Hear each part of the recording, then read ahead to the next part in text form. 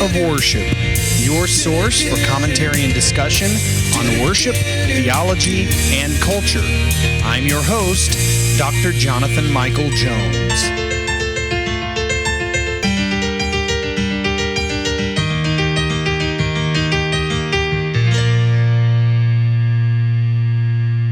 Hello and welcome to the Act of Worship podcast. This is Dr. Jonathan Michael Jones. Thank you for joining me today. We are in Psalm 144 in the Psalm Project. It is composed by David, and this psalm is set in the midst of conflict. You see that in verse 11 where the psalmist says, "Rescue me and deliver me." But the speaker here does not panic as he calls upon the Lord to appear. And so the language of God's appearance is similar to Psalm 18, which is also by David. And so the language of battle applies figuratively to the spiritual warfare in this psalm that Christians wage against the spiritual forces. Ephesians 6 talks about putting on the armor of God. It is battle type language. So let me read for you Psalm 144 and listen to the themes of war being waged in this psalm, about the Lord being the rock and the fortress. Blessed be the Lord, my rock, who trains my hands for war and my fingers for battle. He is my steadfast love and my fortress, my stronghold and my deliverer, my shield, and he in whom I take refuge, who subdues peoples under me. O Lord, what is man that you regard him, or the son of man that you think of him? Man is like a breath. His days are like a passing shadow. Bow your heavens, O Lord, and come down. Touch the mountains so that they smoke. Flash forth the lightning and scatter them. Send out your arrows and rout them. Stretch out your hand from on high. Rescue me and deliver me from the many waters, from the hand of foreigners, whose mouths speak lies, and whose right hand is a right hand of falsehood. I will sing a new song to you, O God. Upon a 10-stringed harp I will play to you. Who gives victory to kings, who rescues David his servant from the cruel sword. Rescue me and deliver me from the hand of foreigners, whose mouths speak lies, and whose right hand is a right hand of falsehood. May our sons in their youth be like plants full grown, our daughters like corner pillars cut from the structure of a palace. May our granaries be full, providing all kinds of produce. May our sheep bring forth thousands and 10,000s in our fields. May our cattle be heavy with young, suffering no mishap or failure in bearing. May there be no cry of distress in our streets. Blessed are the people to whom such blessings fall. Blessed are the people whose God is the Lord. So a few things here in verse 1. The psalmist, David, refers to the Lord as his rock. He says, "Blessed be the Lord, my rock." This is the idea of something sturdy, something that is a sure foundation. And he says, "Blessed be the Lord, my rock, who trains my hands for war." The association of God with warfare can be a stumbling block in appreciating the Old Testament. There are a lot of people that say that God, or they imply that God is different in the Old Testament compared to the New Testament, but there is no conflict between the Old and New Testaments on this point. And so the warfare of God's people has been highlighted and intensified for Christians whose war is against unseen spiritual enemies arrayed against God and themselves for his sake. We see this in Ephesians 6, the whole armor of God. And there are many places, even in the New Testament, where we are referred to as soldiers of the Lord. Verse 2, "He is my steadfast love and my fortress." So the Bible presents no conflict between God's love and his warfare. He says, "My shield, and he in whom I take refuge, who subdues peoples under me."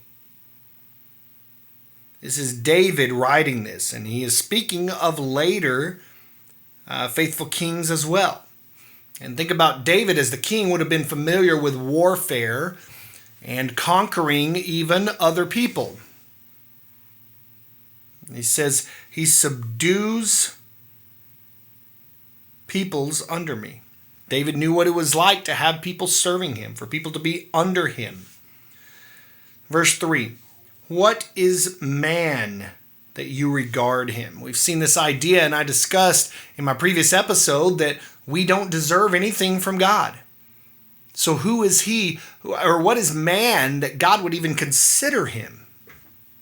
Verse 4, man is like a breath that is short-lived, and the word here is translated vanity, as in Ecclesiastes 1. A breath, vanity. So the poet is amazed that God even cares for him despite his temporal nature. Verse 5. Bow your heavens, O Lord, and come down. Touch the mountains so that they smoke. When God appears, nature trembles before him. For example, in Exodus 19, it speaks of the thunders and lightnings on the mountain where God was. Verse 7. Stretch out your hand from on high, rescue me and deliver me from the many waters. The enemies are compared to the Near Eastern popular conception of the cosmic waters of chaos. We see this in the Psalms often, referring to chaos as waters. And yet we also see God referred to as a living stream of living water, where water will never run dry. And so you see both sorts of imagery in the Psalms. Verse 9, I will sing a new song to you. In other words, the way that you worship God, the way the psalmist wants to worship God, he wants to present something to God that is seemingly new, that God has never heard or seen. He wants it to be special for him. Verse 11, rescue me and deliver me from the hand of foreigners. So the threat is outside of Israel. Verse 12, may our sons in their youth be like plants full grown, our daughters like corner pillars cut from the structure of a palace. So when the oppressive foreigners have been thrown back, the next generation will flourish. Verse 14, talking about cattle. May they have no suffering, no mishap or failure in bearing. So the poet here envisions complete security from outside military threats. The thing that sticks out to me here is how much the psalmist trusts God. Not just that he is crying out for it, but that he believes it will happen. And that should be our level of trust, because God cares for his people.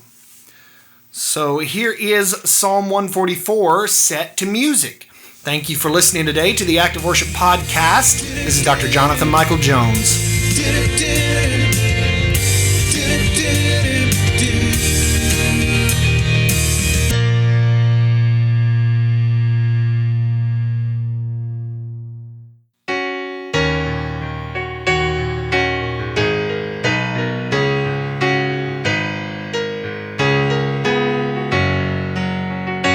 Blessed be the Lord my rock, who trains my hands for war, my fingers for the fight, my steadfast love, my fort, my stronghold, my deliverer, my shield in whom I refuge take. He brings my people under me. O Lord, what then is man that you take note of him?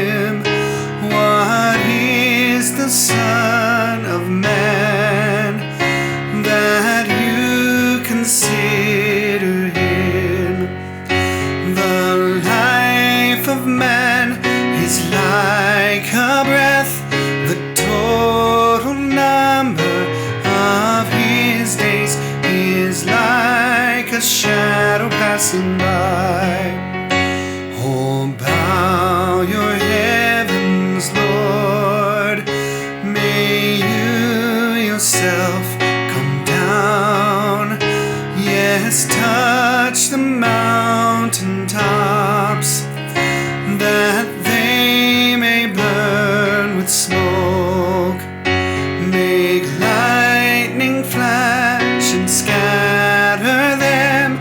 Oh, may your arrows be sent forth to trouble and disquiet them.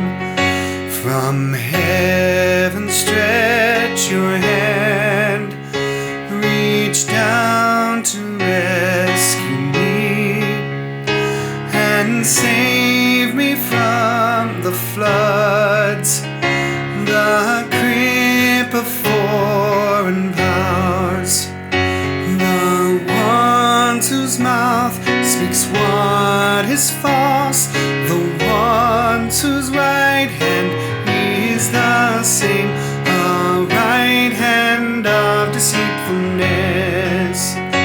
Oh, God, and grace to you, a new song I will sing, and with a 10-stringed harp, your praise I'll sing aloud. For He salvation gives to kings, His servant David He will help, and keep him from the cruel sword. Oh, rescue me and save, grant me deliverance from out of alien hands, the grip of foreign powers, the ones whose mouth speaks what is false, the ones whose right hand is the same, a right hand of deceitfulness. Oh, may our sons like plants grow sturdy in their youth, and may our daughters be like palace cornerstones. May gathered crops fill up our barns, and all our flocks be multiplied by thousands and 10,000s more. Oh, may our herds increase without distress or loss, and may our streets be free of outcry and of strife. Behold how blessed such people are, oh, happy people who can say they have the Lord to be their God.